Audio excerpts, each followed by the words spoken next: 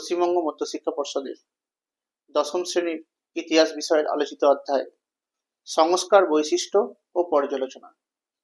এই অধ্যায় থেকে আজকে আমি তোমাদের 19 শতকের ভারতে তথা বাংলার সমাজ সংস্কারের ক্ষেত্রে কেশবচন্দ্র সেনের যে অবদান, সেই অবদান সম্পর্কে আলোচনা শুরু করব।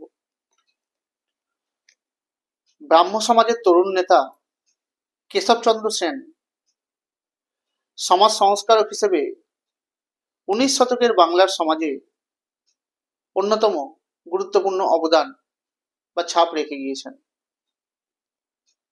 1858 খ্রিস্টাব্দে কেশবচন্দ্র সেন ব্রাহ্ম সমাজে যোগদান করেছিলেন এবং 1862 খ্রিস্টাব্দে আচার্য হয়েছিলেন। ব্রাহ্ম সমাজের সংস্কার আন্দোলনকে আরো জোরদার করে তোলার জন্য তিনি বাংলার বাইরে ব্রাহ্ম সমাজের বিস্তার ঘটিয়েছিলেন।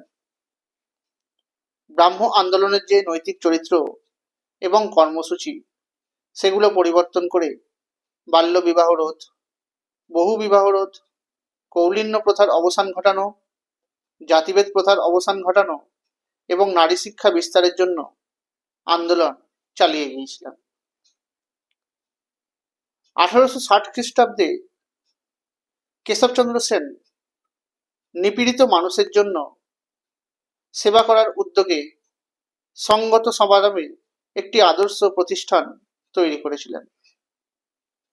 1870 খ্রিস্টাব্দে ইন্ডিয়ান রিফর্মস অ্যাসোসিয়েশন প্রতিষ্ঠা করেছিলেন।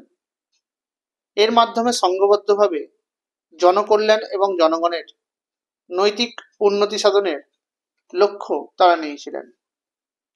এছাড়াও মদ্যপান বিরোধী সংঘ, সমাজসেবা কমিটি, 1870 খ্রিস্টাব্দে মেহনতি মানুষের জন্য নৈশ বিদ্যালয় স্থাপন প্রভৃতির মধ্য দিয়ে কেশবচন্দ্র সেন সমাজসেবার ক্ষেত্রে এক উল্লেখযোগ্য দৃষ্টান্ত স্থাপন করেছিলেন।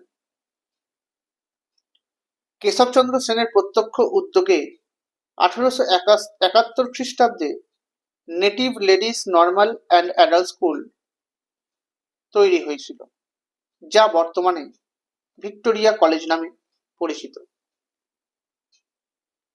নারী শিক্ষা বিস্তারের জন্য কেশবচন্দ্র সেন ব্রাহ্মবন্ধু সভা পরিচালনা করতেন, যাদের মূল আলোচ্য বিষয় ছিল নারী শিক্ষা বিস্তার ঘটানো।